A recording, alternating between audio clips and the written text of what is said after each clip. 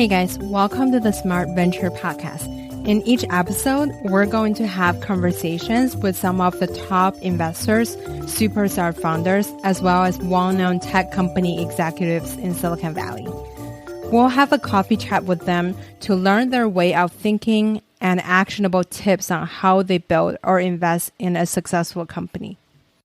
Before we start our show today, I want to make sure the listener, aka you, understand that everything a person say on the podcast only reflects hers or his own opinion, not the show or the company they work at. Our guest today is a CEO and co-founder of 5 high technology companies: Apollo Fusion, Ruba acquired by Google, Xfire acquired by MTV for $110 million, Direct Hit acquired by Ask Jeeves for $500 million, and Stylus Innovation acquired by Artisoft for $13 million.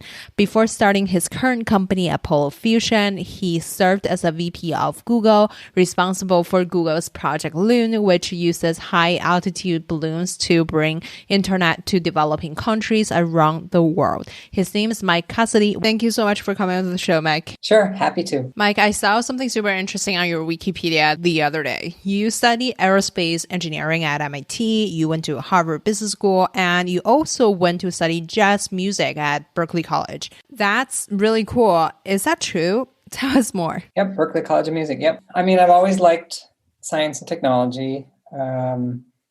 I always liked math and physics and chemistry. I used to read astronomy books when I was little, and I wanted to be an astronaut. So yeah, I would say even from elementary school, grade school, I was sort of a big fan of science and technology. Interesting. Why does all the smart people want to go to space? I don't know. Space, the final frontier. I think it is kind of like, I don't know, it's unexplored, the future. A lot of sci-fi movies are set in space. And I think a lot of people into technology like sci-fi movies. I don't know. I think space is, for me, it's been great because I got my bachelor's and master's in aerospace engineering, but then I did stuff that was not in the space industry for quite a while. But now I'm back in the space industry and I love it. So it's kind of back to my roots. Yeah, totally. You studied aerospace engineering. As someone who studied communications, I feel like it sounds pretty hard. Curious, what gives you the confidence to study it? To pursue something requires a lot of intelligence and persistence. What motivates you beside the interest of sci-fi? Some of it is just studying hard and doing my problem sets and checking. If I don't get some answers right, I try to figure out what I did wrong. I had some good schools that I went to, and I had some good, learned from my friends who are into science and tech stuff too. When I was at MIT, it was a very supportive environment. When you say, what gives you the confidence?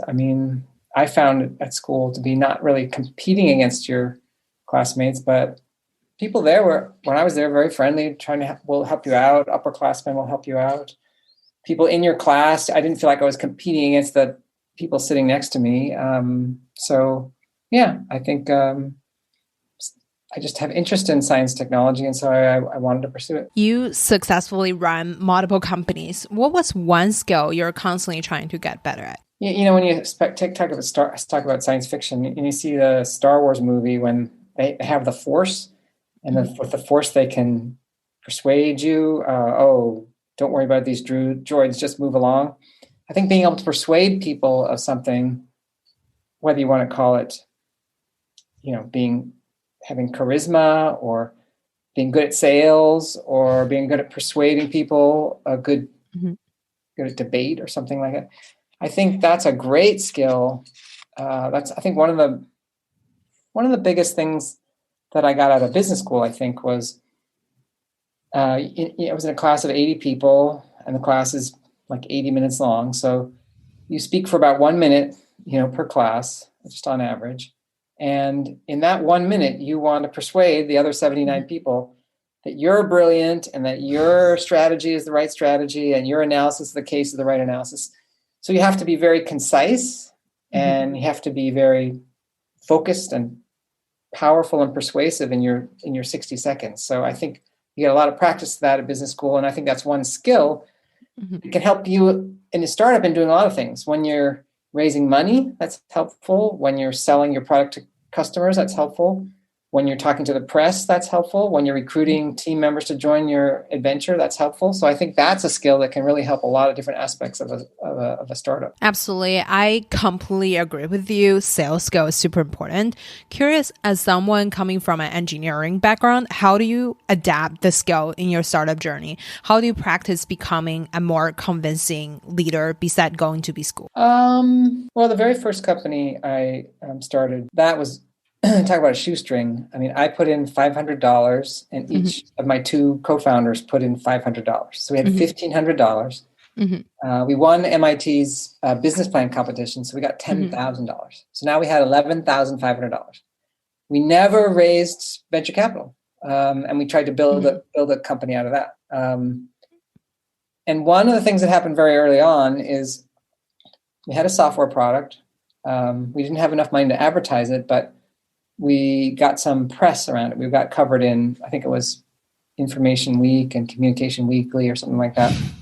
And so this article appeared about our product. But we didn't know what we were doing. And this is a long time ago. This is before the internet. And sure enough, like that same day, the phone started ringing. People would call us and they'd say, yeah, I read about your product. Can you tell me more about it? Can I get some more information? Can you send me a brochure? Is there a trial version or whatever? And we spent a lot of time talking to these people on the phone, sending brochures out, trying to remember to call them back a week later and say, do you have any more questions?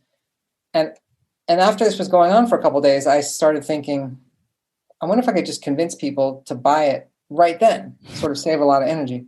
And so I started practicing doing that. I started, saying, look, this is going to take a long time. I'll send you a trial version. You'll take a while figuring it out. You'll have questions. You'll call me back. You'll be not sure. And it's going to take a long time. Why don't you just give me your credit card number? It's $495. I will send you the product. We have a 30-day money back guarantee. If you don't like it, if you don't understand it, just send it back. I'll give you your money back. I don't want to get in a fight with you over the $495. It's going to be faster for you. It's going to be faster for me. And I practiced different things to saying, and I learned, if I say that, I close the deal more often. If I say this, I lose them. And after another couple of days, I could close 1 out of 3 people calling in. I could convince them to buy right then. And that was a very powerful thing that made me feel like, wow, persuasion can work. And then when we're going after some of the bigger deals, I mentor a lot of startups. I encourage them, once you've the first time told someone on a bigger deal, like, that price that will be $150,000. The first time someone says, okay, I'll send you a purchase order, you're like, whoa. And so you get more comfortable saying that'll be $175,000. That'll be $192,000. And then once you've done it a few times, you got to get to that point where you do it and people say yes. And you say, this works. You have more confidence the next time. And the more confidence you have, the more likely people to say, okay. I think it's definitely super meaningful when you get the yes for the first time. What are something you've learned through trial and error? What are something you say people just buy? Would they buy because of you are cheaper than your competitors or the current solution is so painful? What do people say yes to? I think, and I'm not the first person to come up with this, I think actually this is a famous book. What is it? Dale Carnegie's How to Win Friends and Influence People or something like that. I actually haven't read the book, but I've read little parts of it and I've read summary of it. And one of the summaries I saw said that he basically says in that book, people are very good at detecting what's BS and what's true.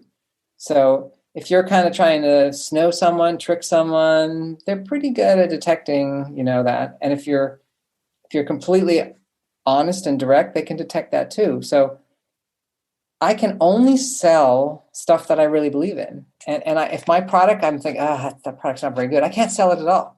But when I love my product, it's easy to sell because I think I tell people, it is a great product. It's going to be great for you. And they're like, okay, yeah. So I think you got to get to the point where you really, really, really believe in your product and then just be willing to be enthusiastic about it. And from my experience, it worked. Yeah, totally. In terms of coming up with product ideas, in the past talks you've done, you mentioned about 3 out of 4 of your company's initial ideas were wrong. You had to pivot. 4 out of 5 now, by the way. 4 out of 5 times I started, the first idea was failed.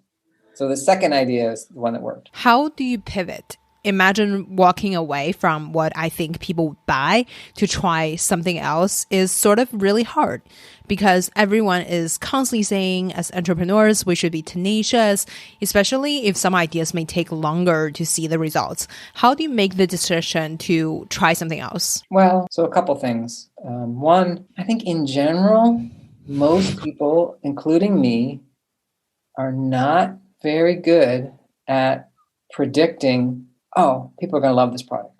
You think you're really smart and you think you know what people want, at least me. But if you spend like a year and a half perfecting this product that you're sure people are going to like, and then you show it to them and they're like, oh, I don't like it. So again, I'm not the first person to say this. It's much better off to try as soon as you can to get something in front of people. And then you'll see. And if they don't like it, then move on to a different product. You know, there's this balance between tenacity and pivoting. But I mean, I think some people are too tenacious and they stick to their first idea too long, even though there's lots of evidence that it's not really working. And I often tell founders that I mentor, if you're not sure whether your idea is really good or not, it's not. But I mean, because from my experience, I mean, when we had a product that was great, we knew it instantly.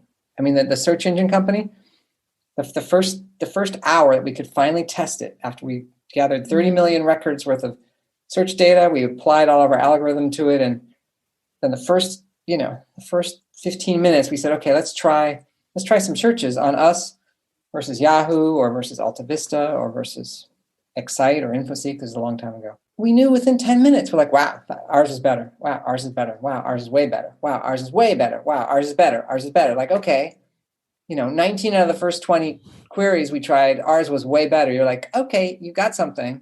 Same thing with this Xfire, the instant messenger for PC video gamers. Mm-hmm.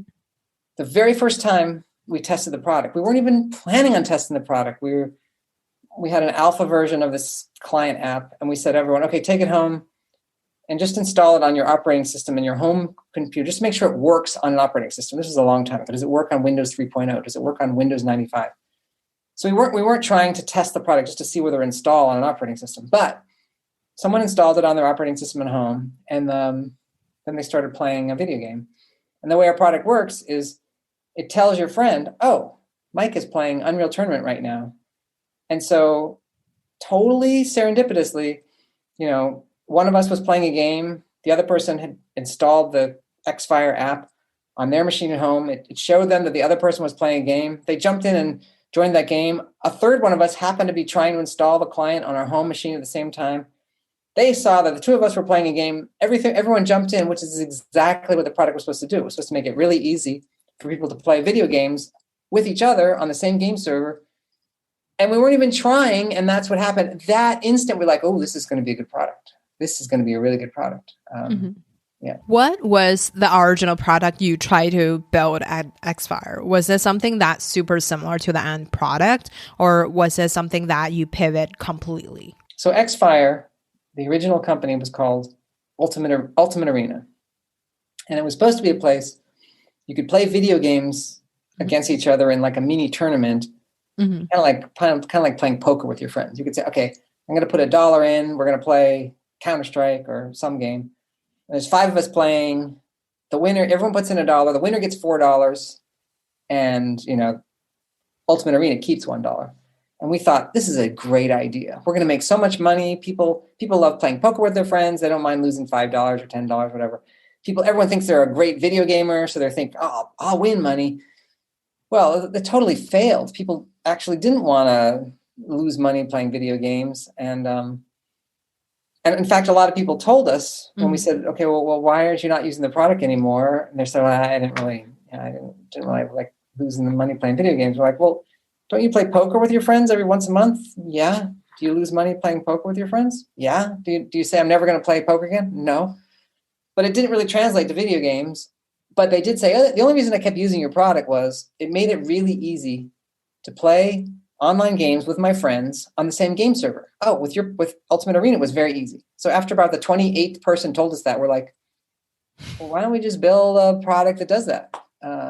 So I often tell people, yeah, pivoting is hard. It's very hard, but get in the space, get in some field, some industry with a good team and start getting feedback from, the people in the industry, users, customers, whatever, and listen to what they say. I mean, Xfire, we had this, feature suggestion system where our customers would send us feature requests every week, and we would just look at the tally. Oh, wow. 1,252 people have requested this feature. The next most requested feature is 600 people. Well, let's do the one that 1,250 people requested. It's a tautology. If you do that for 3 months or 5 months or 6 months, you will by definition be giving your users a product they really like because you're doing exactly what they tell you to do. How do you get the 1,250 people play it and give you feedback in the first place? Well, Xfire was a viral product. So we started with, I think, something like 300 people, just friends. And it spread to, I think, 50,000 people in 3 weeks or something. Because, in order for you to use it, you get your friend to use it. And then in order for it to be great for them, they get their friend to use it. And then it spread to a couple million people a couple months after that. So, virally growing products are fabulous. So if you can find something that spreads like that, it's easy to find, get a bunch of users on it. I saw that your first company took you 5 years to build and sold for 13 million. Your second company took you 2 years to build, sold for 500 million. Third company, more than 3 years, sold for 110 million. And the last company took you 2 years and sold to Google. Seems like it took you shorter amount of time to get more amount of money. What is a secret you've discovered after your first company? What were you doing right each time, and what have you improved on each time? Yeah. So, I think some of the time periods you have are a little bit deceiving because the first one, it may have taken 5 years, but I was in school for part of the time and I was working at a different job, at a different day job for part of the time. So, But the first one, once we figured out what we were doing, it was about 2 years from then until we sold it. The second one was under 2 years till we sold it. The third one was about 2 years when we figured out what we're doing till we sold it. The fourth one the fourth one was under 2 years. But in any event, a lot of it is actually not sort of how good you are at building the company or attracting the team or pricing, but it's what is the sort of the industry segment you're in. Again, I'm not the first person to say this either. It's some of the people who study this say it's much more important predictor of success just to pick a good industry segment. Like if you picked like, personal computers in the late 80s, you're going to do great because IBM did great, but so did Dell and 10 other, personal computer companies that started then. If you want to be in like online gaming, if you picked, I don't know, a period like 7 years ago or something, you're going to do great because it was taking off so fast. If you have a halfway decent company, you're going to do great. If you're going to pick internet search, if you pick a certain period of time, you're going to do great.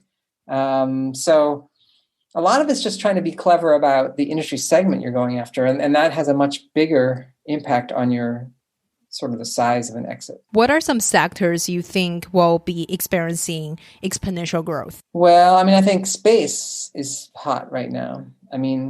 Because of, SpaceX and Elon Musk bringing down the cost of launch much lower, and they're launching like every 2 weeks, another SpaceX rocket goes up. And a lot of these small satellites are much cheaper to build now than they used to be. There's a lot more people who have, cell phones on the world. And if you're doing some sort of thing, a communication play with satellites trying to reach, cell phones or bring internet to people, it's a good place to be in. There's 7 billion people on the planet, and there's still like, 3 billion people who don't have internet access. So a good industry sector to be in. Each of your company is in different sectors and industries. How do you become an expert in the space, build track records in different domains? Definitely read whatever you can. There's usually some pretty good, either there used to be trade journals, trade magazines. In my first one, it was Computer Telephony Magazine. So just read Computer Telephony Magazine, read Voice Processing Magazine, every week, read it cover to cover. Just talk to as many people you can. And I think, especially if you're in the industry, it's in my life, I found people to be pretty friendly and helpful. If you say, hey, I'm totally new to this industry, do you have a few minutes? What is this? What does this term mean? How does this work? What do you think about this? And people are very friendly. They'll tell you, this is what this means. This is what I think about this.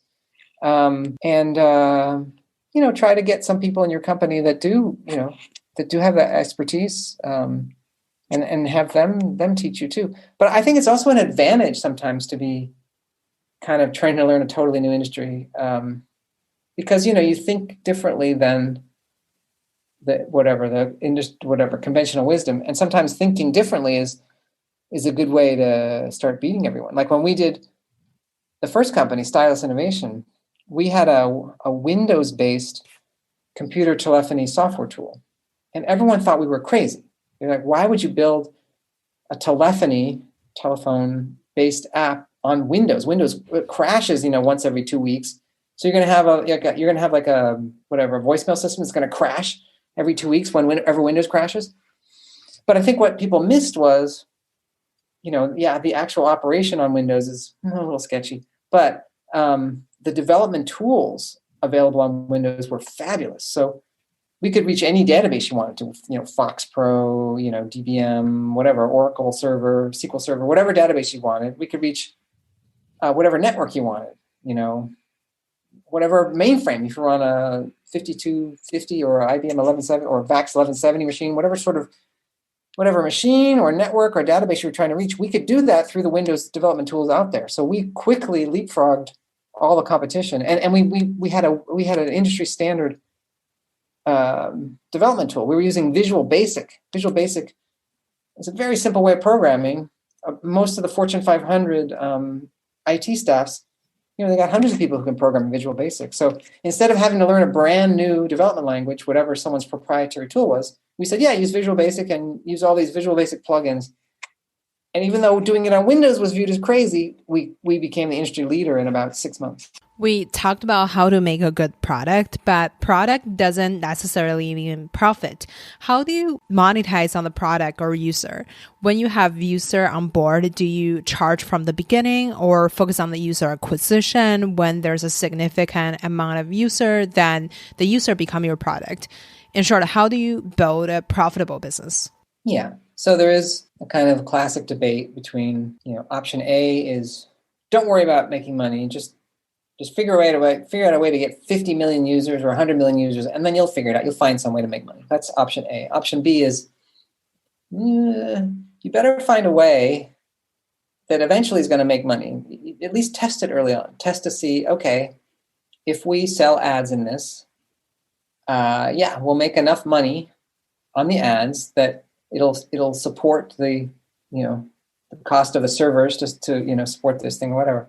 And you don't have to sell a whole bunch of ads in the first month.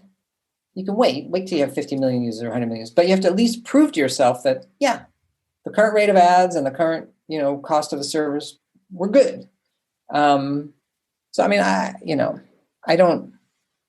don't think there's a right or wrong answer. I do think it's good to have some thoughts on how you will monetize it and to test it early as opposed to waiting. And most of the tests are fairly straightforward. If you charge them. I said you charge them. Well, yeah. I think that's a great test. Some people will if they have an idea they're not sure about, they'll let's say I don't know, chocolate of the day site. I'm gonna have a chocolate of the day, and it's a subscription thing. It costs you $49 a month, but every day we're going to send you a new chocolate.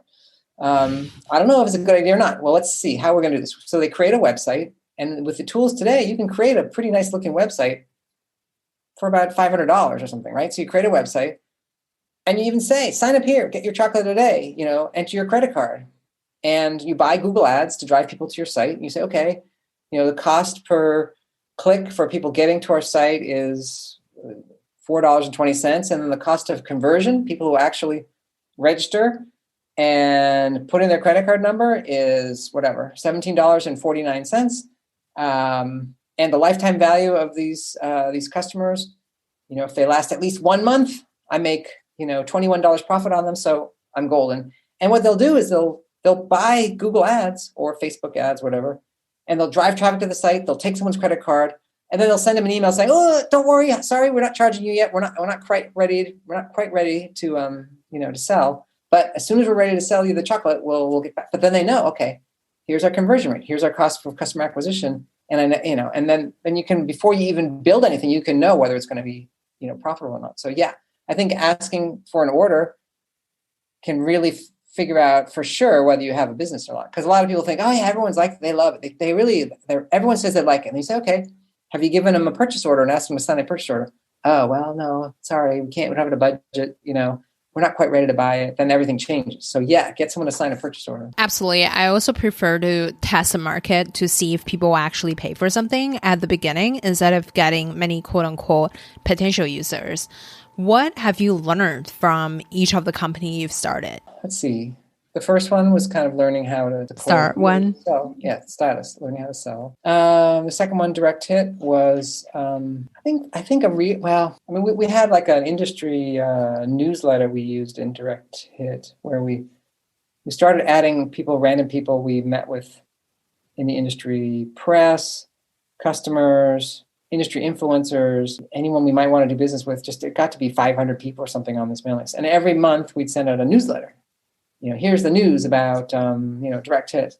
That turned out to be incredibly valuable. Third one, I think learning the power of a virally spreading tool is unbelievable. I mean, you hear about the math and you understand it's powerful, but then when you see it every day, like we used to keep track on our dashboard of how things are going, and when you're literally growing 30% every week or something like that, you're like, wow. And you see, okay, then after 2 weeks you grew 70%, and then after 3 weeks you grew 250%. You're like, okay, I see what this viral growth is about. It's pretty good. And you don't have to spend any money on marketing. You don't have to spend any money. You're growing so fast, it's easy to attract investors. Investors are like, oh, viral growth. Yeah, we want to invest. Press loves it. They're like, wait a minute. 2 months ago, you had 50,000 users, and now you have 3 million users. Wait a minute. Let's write about that. So yeah. You are a big fan of speed. Shipping products, see if something stick on the wall. Let's say you started working on an idea today. How fast do you move on to the next thing? Do you have a time limit? Would it be trying something, see if it's successful for 3 months, or do you try something else if it doesn't work in 2 weeks? What does speed mean to you? I think more like 6 months is a kind of a horizon I like to think about. And during that 6 months, I think you sort of sit with the team and say, okay, for the next 6 months, we're going to try to make product, whatever, XYZ work. We're going to try everything. We're going to iterate, 50 variations of it. We're going to try all sorts of different marketing techniques. We're going to try different product features. And we're not going to let our minds wander for the 6 months. We're not going to be like, I don't know, it's not working. Maybe we should try this, or, what about that other idea? So I think that focus is very good for that 6 months. But then at the end of the 6 months, I think you got to be absolutely ruthless when you evaluate, is it good or not? You can't kind of say, well, it's not really there yet, but there's some encouraging statistics. And, if we just gave it another 3 months or 4 months, I think, no, you got to be very, very hardcore at that 6 month stop. And I mean, I've even been in situations where I've been debating with people in the company, and we're looking at the same data, and they're saying, well, this is kind of encouraging. And then I say that thing I said before, if you're not sure whether your product is really good or not, it's not. And so if you're debating this, then it's time to move on. In terms of hiring or team building, the first company you started, I believe, was with your two friends. For other companies is with different people. How do you find the core team and how do you build trust? Yeah. So the first one was crazy. It was a guy who was randomly assigned as my roommate when I worked in the summer for a Hughes aircraft company, and we became friends. And then later he approached me and said, "What do you think about this idea?" I said, "Sure, let's try." The second one, we had won the MIT business plan competition with the first one. So when I was looking for an idea for a second company, I said, why don't I look and see what some of the people who are entering the MIT business plan competition are, what they're doing. And I looked through, they have descriptions of the ideas, and some of the teams will say, we're looking for teammates. So I saw this idea. I thought, well, that's really cool. And I called this guy up and said, hey, you want to have lunch? We had lunch. And we really hit it off. And I said, hey, I would love to join the company. And he said, oh, I'd love you to be CEO of the company. And that was it. Yeah, that was it. Wow, that's smooth. Yeah. The third one was crazy. It was one random friend I had, and he was like, video games are hot. We should do something in video games. And then he got tied up with something else. And he's like, well, Mike, you should do this. And he said, and work with this guy, Dennis. Dennis Fong was the world champion of Doom and Quake. He won a Ferrari playing these video games. He was the best video game player in the world. And so he was one of the co-founders of this thing. And then we had this great programmer and one of my other colleagues who had invested in my second company. So yeah, I mean, you get ideas from teams and ideas from different places. The fourth company, I just asked some people I really respected. I'm like, who is the best VP of engineering you in the world? And they gave me these lists, and I just called these people up and said, hey, you want to do a startup? And one of them said, yeah, sure. So we started brainstorming ideas, and then we co-founded the company and went and did it. Yeah. You mentioned earlier on how you found them, but what technical skills or personality traits are you looking for in those people? Are they supposed to be cheerleaders when things go down? They can be cheering the team up, or they are visionary or technical or just super intellectual? How do you identify your own ability or personality traits, and what are you trying to find in your partners? So, I mean, I love having co-founders that, are team players. What you don't want is, finger pointers. People, when things start going wrong, they're like, I told you we shouldn't do that. This is all your fault. I mean, you hate that. That's the worst. There's always going to be decisions I make or they make or someone else makes that are wrong. That's guaranteed. You just got to get past this blame and whatever. You got to be like, okay, well, wow, pretty crummy situation we're in right now.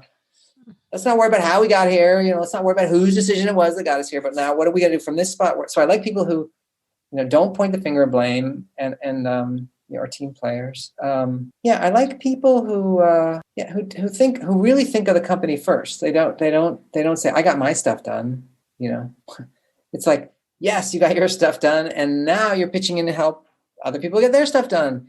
And whatever is facing the bigger fire at the moment, everyone pitches in on the biggest fire. And then also this thing about true character comes out during your times of stress, because you're definitely going to have many, many times of stress. So it's easy to be friendly and nice when everything's great and you got lots of money and the air conditioning's working and the customers are buying it, but when you're out of money and you're in some cheap place, office where, it's not really great settings and the team is ornery, and that's when you see, who's sort of got the true character of your co-founders. And I've had very, very good co-founders. I'm very lucky through my life.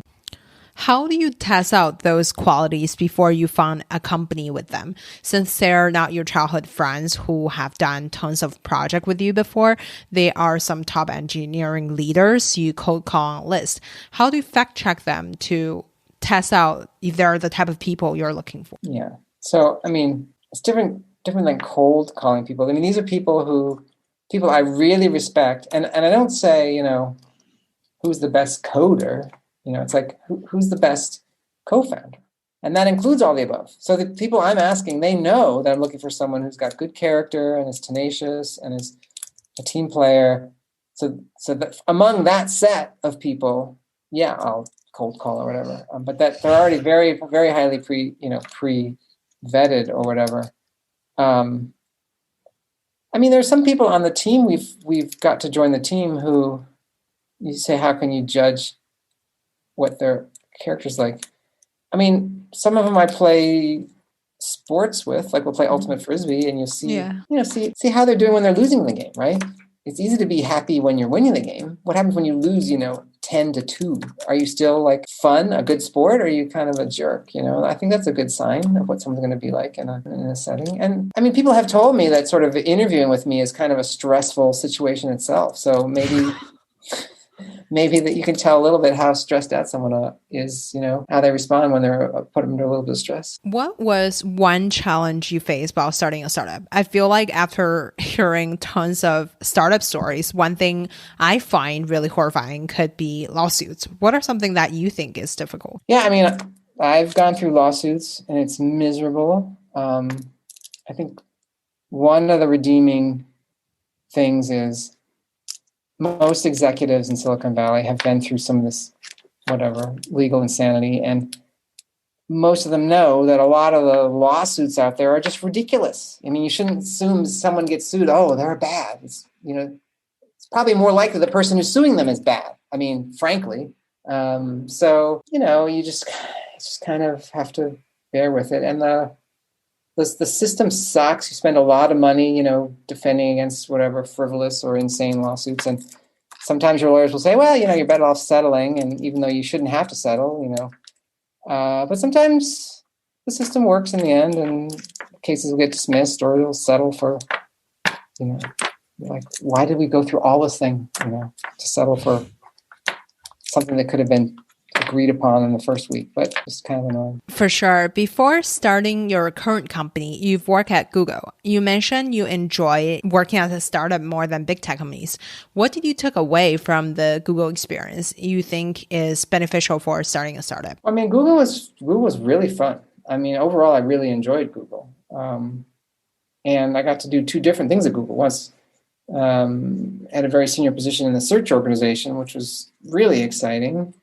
And then after doing that for a year and a half, I then moved over to this kind of startup inside Google, Google X, and this project Loon, using balloons 60,000 feet up to the internet. And that was like being in a startup, but being a part of Google, which was great. What sort of things did you learn from Google to take back to startups? I mean, there's lots of discipline inside Google. I mean, we focused on like a unit test philosophy before Google.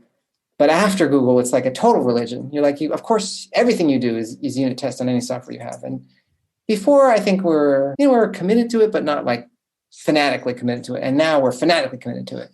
I mean, also Google is just so good at attracting, high quality talent that you learn some of the ways, you can get even more and more of this super high quality talent. And that's always valuable. Totally. After Google, starting any sort of startup to attract talent seems harder than doing it at Google. How do you attract the most talented people to work for you? Well, I mean, some of it comes back to that, persuasive ability.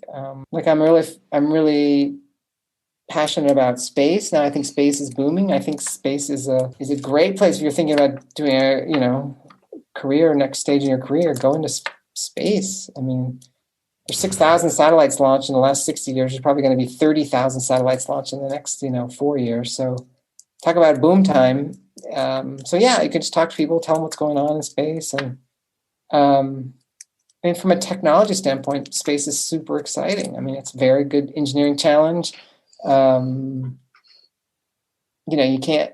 can't fix your product once you're flying in space. You got to make it, perfect before you launch it. And you can make, software updates. They talk about over-the-air updates. Well, you make sure you can update the software when it's up there, because again, you can't bring it back in and flash the memory drive or anything. Yeah, I totally see the passion. Speaking of going to space, people who are passionate about the subject is normally super smart. How do you attract smart friends to keep learning from your network?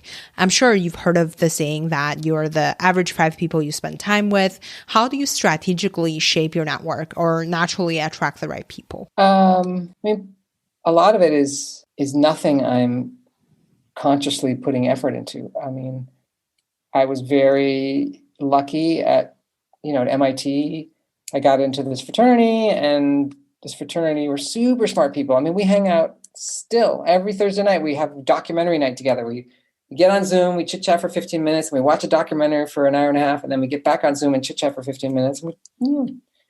Super smart. And then the first job I had out of college was at this aerospace company, and those people were super smart too. And we have a Zoom call every other week. Today was still them, decades later. And all the startups, super smart people in the startups. I mean, I guess you tend to hire the people and so they're super smart. Well, that's crazy. I I only graduated less than 10 years. I already don't chat with anyone. Don't chat with anyone, chat with very few amount of people, but that's crazy. That's good for you. So I have a 1-minute fire round for you. So the first question is, what's your favorite book? Well, I tend to recommend this book. It's called 6 Days in June. It's about the Arab-Israeli War in 1967. And it gets back to the speed is the ultimate weapon thing. I mean, if you look at what happened in that 1967 war, I found it pretty interesting. So 6 Days in June. Check that one out. Who would you invite to your dinner party? Dinner party. Living? Either way, it's your party. I mean, some of the smart people or witty people, like Mark Twain was super witty. Thomas Edison, I think. Maybe he wasn't the most friendly person, but he super smart. Albert Einstein, he's supposed to be funny and smart. That'd be fun to have dinner with him. I don't know, someone smart like that. Who made the biggest impact in your career? The biggest impact in my career? Probably Mike Santullo, who got me to join this fraternity at MIT that turned out to have a dramatic impact on my life. So yeah, that's probably that person. Is he included in the Zoom chat? Yeah, he's in the. He was my first roommate at school. He's in the every Thursday night documentary night, and before COVID, for decades, every Monday night he and I would go rock climbing. Every Monday night for 2 decades. Yeah, rock climbing. Wow, where can we find you outside of work? I guess indoor climbing. So indoor climbing. I love playing jazz. So we were just over the weekend. We were just playing jazz outside of one of the Stanford dorms. It was 70 degrees, and we got the drums out there and the keyboard out there and the bass out there. It was pretty fun. Wow, that's very interesting. Well, Mike, thank you so much for coming on to the show today. Thanks for having me. I hope to see you soon. All right. That's all we have for today. Thank you so much for listening to this episode of Smart Venture Podcast. If you like it, please leave us a quick review and hit subscribe so you don't miss any tips from the experts. If you want to receive our updates, please leave your email at smartventurepod.com. If you want to connect with me, all my socials are at Grace Gong GG. Beside LinkedIn, it's just Grace Gong. I'd love to connect with you and let me know your thought about the show. Now you can also listen to Smart Venture Podcast on YouTube. Go to smartventurepod.com, click the YouTube link on the top banner. Don't forget to hit subscribe and smash the like button. See you next time.